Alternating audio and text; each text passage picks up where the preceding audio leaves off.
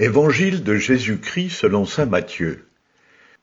Jésus et ses disciples, approchant de Jérusalem, arrivèrent en vue de Bethphagée sur les pentes du mont des Oliviers. Alors Jésus envoya 2 disciples en leur disant : « Allez au village qui est en face de vous. Vous trouverez aussitôt une ânesse attachée et son petit avec elle. Détachez-les et amenez-les-moi.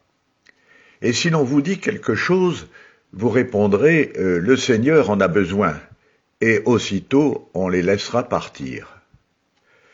Cela est arrivé pour que soit accomplie la parole prononcée par le prophète. Dites à la fille de Sion : « Voici ton roi qui vient vers toi, plein de douceur, monté sur une ânesse et un petit âne, le petit d'une bête de somme. » Les disciples partirent et firent ce que Jésus leur avait ordonné.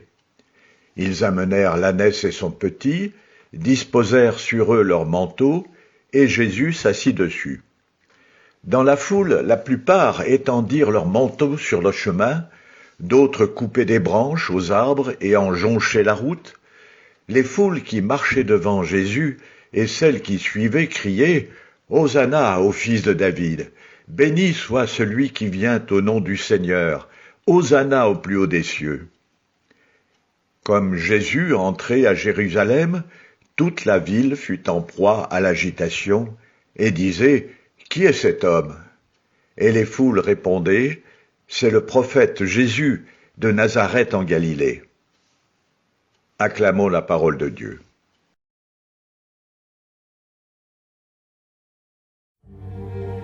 Je confesse à Dieu Tout-Puissant Je reconnais devant mes frères que j'ai péché en pensée, en parole, par action et par omission.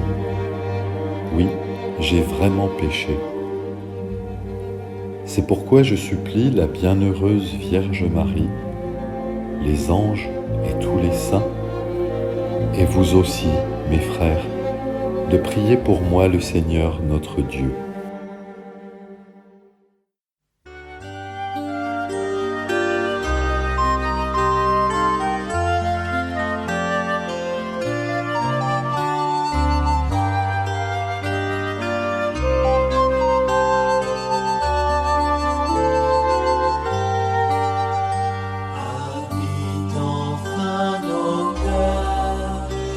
Silence de ta parole, la présence de ton amour fera naître la paix. Habite enfin nos cœurs, les silences de ta parole, la présence de ton amour fera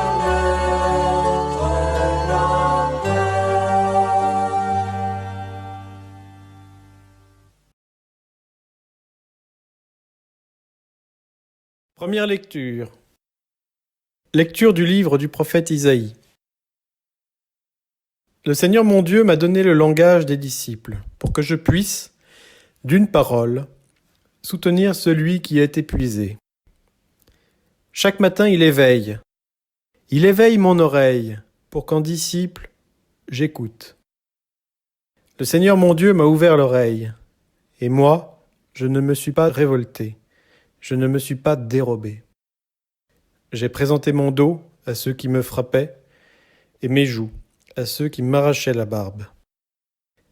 Je n'ai pas caché ma face devant les outrages et les crachats. Le Seigneur mon Dieu vient à mon secours. C'est pourquoi je ne suis pas atteint par les outrages. C'est pourquoi j'ai rendu ma face dure comme pierre. Je sais que je ne serai pas confondu. Parole du Seigneur.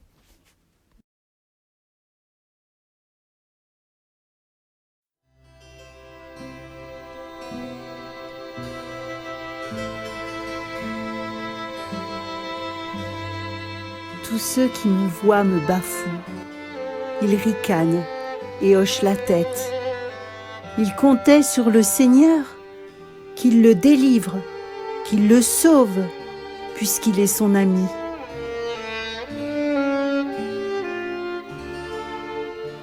Oui, des chiens me cernent, une bande de vauriens m'entoure.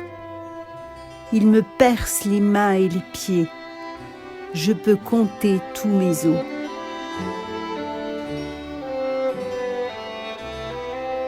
Ils partagent entre eux mes habits et tirent au sort mon vêtement. Mais toi, Seigneur, ne sois pas loin. Ô ma force, viens vite à mon aide.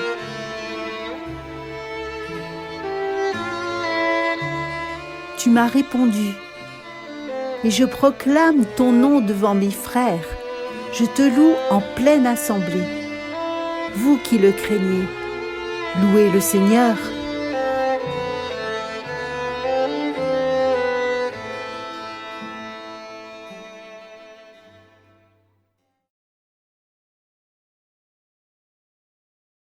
Deuxième lecture. Lecture de la lettre de saint Paul apôtre aux Philippiens. Le Christ Jésus, ayant la condition de Dieu, ne retint pas jalousement le rang qui l'égalait à Dieu, mais il s'est anéanti, prenant la condition de serviteur, devenant semblable aux hommes. Reconnu homme à son aspect, il s'est abaissé, devenant obéissant jusqu'à la mort, et la mort de la croix. C'est pourquoi Dieu l'a exalté, il l'a doté du nom qui est au-dessus de tout nom, afin qu'au nom de Jésus, tout genou fléchisse au ciel, sur terre et aux enfers, et que toute langue proclame « Jésus-Christ est Seigneur », à la gloire de Dieu le Père. Parole du Seigneur.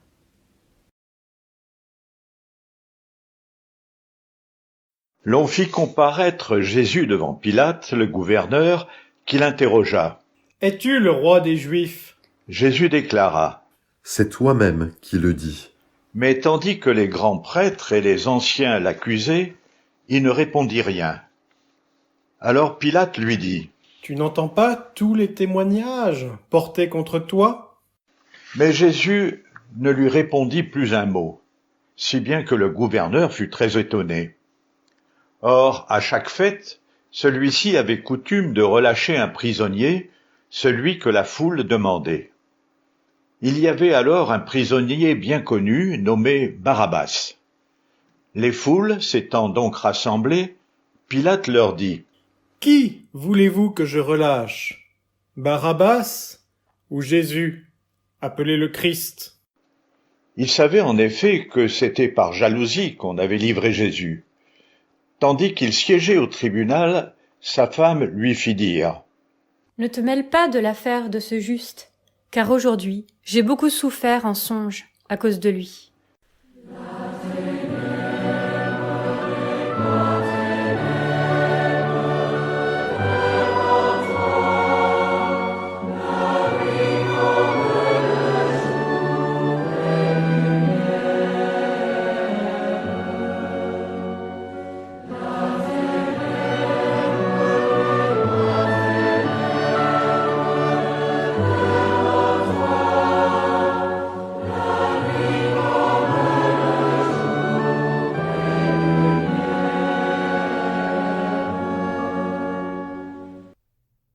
Les grands prêtres et les anciens poussèrent les foules à réclamer Barabbas et à faire périr Jésus. Le gouverneur reprit. « Lequel des deux voulez-vous que je vous relâche ?» Ils répondirent. « Barabbas !» Pilate leur dit. « Que ferai-je donc de Jésus, appelé le Christ ?» Ils répondirent tous. « Qu'il soit crucifié !» Pilate demanda. Quel mal a-t-il donc fait ? Il criait encore plus fort. Qu'il soit crucifié ! Pilate, voyant que ses efforts ne servaient à rien, sinon à augmenter le tumulte, prit de l'eau et se lava les mains devant la foule en disant. Je suis innocent du sang de cet homme. Cela vous regarde. Tout le peuple répondit. Son sang, qu'il soit sur nous et sur nos enfants. Alors il leur relâcha Barabbas. Quant à Jésus, il le fit flageller et il le livra pour qu'il soit crucifié. Alors les soldats du gouverneur emmenèrent Jésus dans la salle du prétoire et rassemblèrent autour de lui toute la garde. Ils lui enlevèrent ses vêtements et le couvrirent d'un manteau rouge. Puis, avec des épines, ils tressèrent une couronne et la posèrent sur sa tête. Ils lui mirent un roseau dans la main droite, et pour se moquer de lui, ils s'agenouillaient devant lui en disant « Salut, roi des Juifs !» Et après avoir craché sur lui, ils prirent le roseau et ils le frappaient à la tête. Quand ils se furent bien moqués de lui, ils lui enlevèrent le manteau, lui remirent ses vêtements et l'emmenèrent pour le crucifier.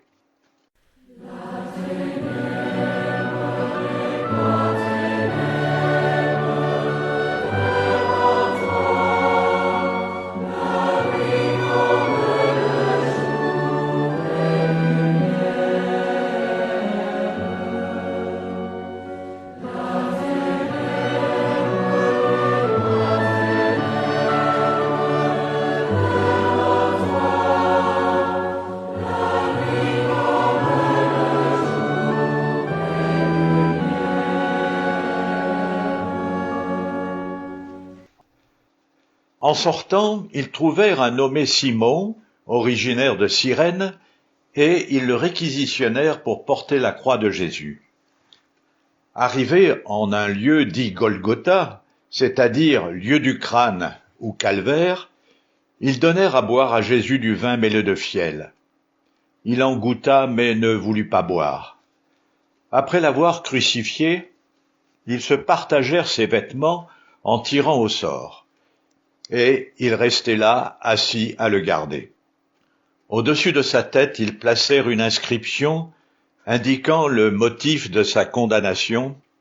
Celui-ci est Jésus, le roi des Juifs. Alors on crucifia avec lui 2 bandits, l'un à droite et l'autre à gauche.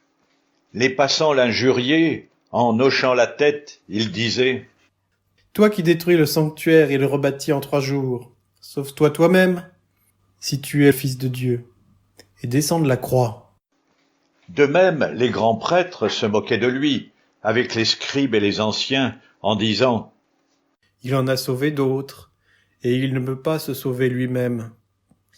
Il est roi d'Israël, qu'il descende maintenant de la croix, et nous croirons en lui. Il a mis sa confiance en Dieu.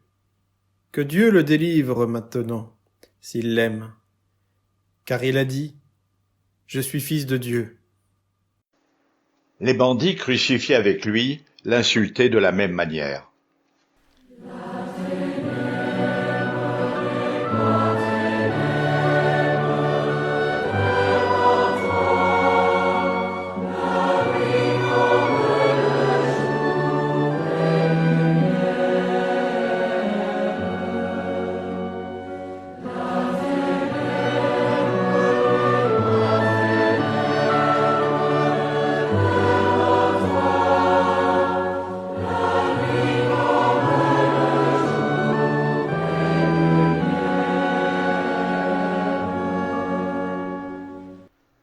À partir de la 6e heure, c'est-à-dire midi, l'obscurité se fit sur toute la terre jusqu'à la 9e heure.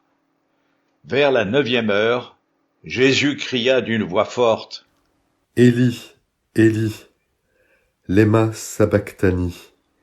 Ce qui veut dire : Mon Dieu, pourquoi m'as-tu abandonné ? L'ayant entendu, quelques-uns de ceux qui étaient là disaient : Le voilà qui appelle le prophète Élie. Aussitôt l'un d'eux courut prendre une éponge qu'il trempa dans une boisson vinaigrée. Il la mit au bout d'un roseau et il lui donnait à boire. Les autres disaient : Attends, nous verrons bien si Élie vient le sauver. Mais Jésus, poussant de nouveau un grand cri, rendit l'esprit. Et voici que le rideau du sanctuaire se déchira en 2, depuis le haut jusqu'en bas. La terre trembla, et les rochers se fendirent. Les tombeaux s'ouvrirent. Les corps de nombreux saints qui étaient morts ressuscitèrent, et sortant des tombeaux après la résurrection de Jésus, ils entrèrent dans la ville sainte et se montrèrent à un grand nombre de gens. À la vue du tremblement de terre et de ces événements, le centurion et ceux qui, avec lui, gardaient Jésus, furent saisis d'une grande crainte et dirent : Vraiment, celui-ci était fils de Dieu. Acclamons la parole de Dieu. Seigneur Jésus, ton entrée à Jérusalem apporte la joie, l'allégresse aux habitants de cette ville. Nous te prions pour ton Église, qu'elle soit signe de joie pour ce monde, que malgré la séparation provisoire, nos frères et sœurs puissent se retrouver pour te louer. Le prophète Isaïe nous dit que c'est Jésus qui soutient celui qui est épuisé. Nous te prions, Seigneur, pour tous les soignants qui, à ta suite, se mettent sans compter au service de tous les malades, hélas, chaque jour plus nombreux.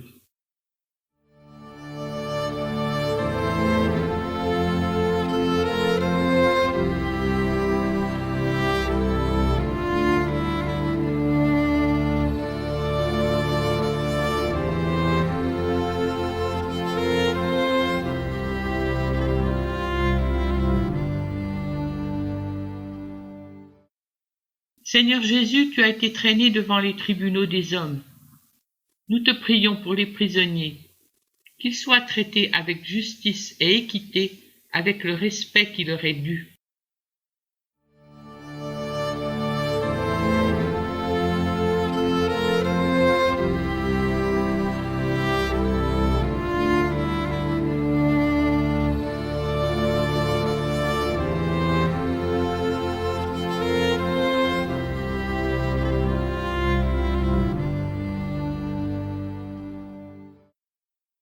toi qui as subi tant d'outrages lors de ta passion. Nous te prions pour tous ceux qui sont maltraités, persécutés et avilis aujourd'hui. Qu'en eux soit préservée leur dignité d'enfants de Dieu.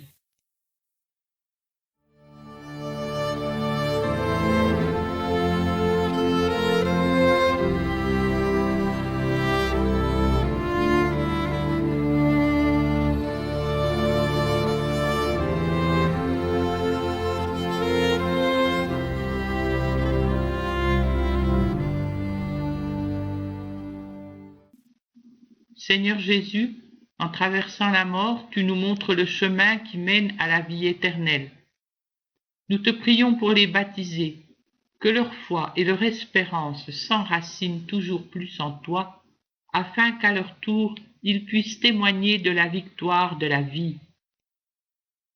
Dieu de tendresse et d'amour, reçois toutes les prières qui se murmurent dans le cœur de chacun en ce dimanche. Viens révéler ton visage miséricordieux à ceux qui te cherchent désespérément sur leur propre chemin de passion, maintenant et pour les siècles des siècles. Amen.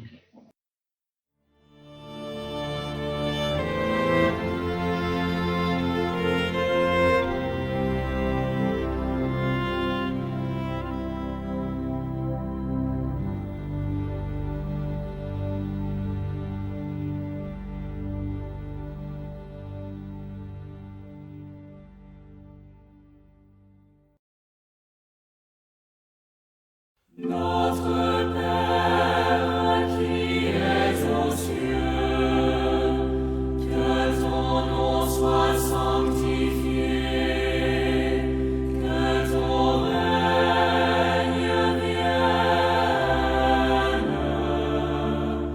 que ta volonté soit faite sur la terre comme au ciel. Aujourd'hui notre pain de ce jour. Pardonne-nous nos offenses, comme nous pardonnons aussi à ceux qui nous ont offensés. Et ne nous laisse pas entrer en tentation, mais délivre-nous.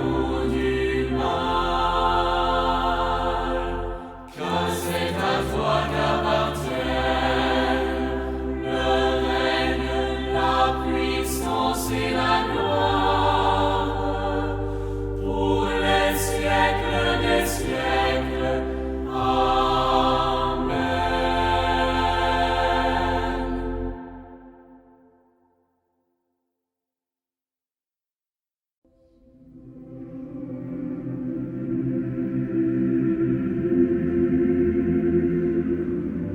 De toi, Seigneur, de toi vient notre espoir, quand nos jours sont obscurcis et que notre existence est déchirée.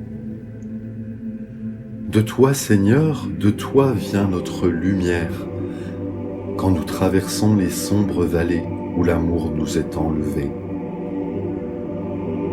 De toi, Seigneur, vient notre espérance, quand la séparation nous accable avec son fardeau de larmes et d'absence.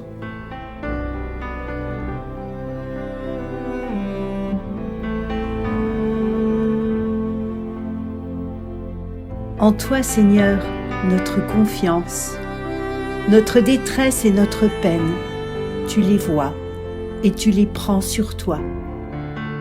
En toi, Seigneur, notre confiance, jamais tu ne nous abandonnes à la nuit de nos séparations.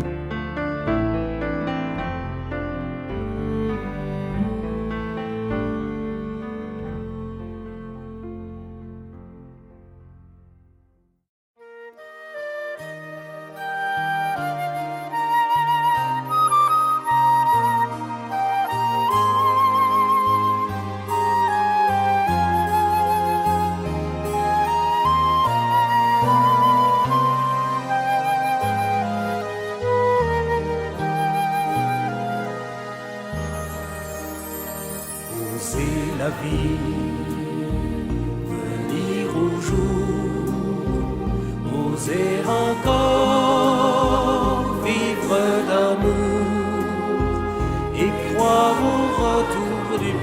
printemps, tendre une main vers un enfant, ouvrir la porte de son cœur à ceux qui souffrent et qui peinent, et que la haine a repoussé. Tendre l'oreille à la clameur de ceux que l'injustice enchaîne et crie leur soif de liberté.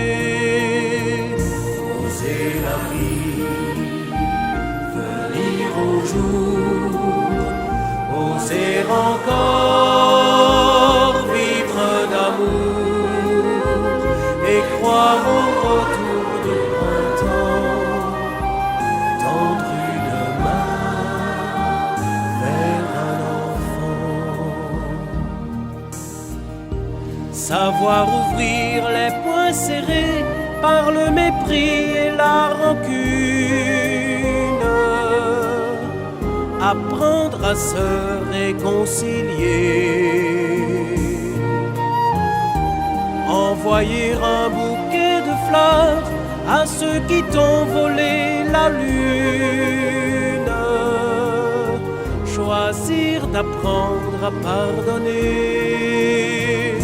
Oser la vie, venir au jour, oser encore vivre d'amour et croire au retour du printemps, tendre une main vers un enfant. Oser parler du Dieu d'amour, sauveur des hommes et de la terre, puiser sa force dans la foi,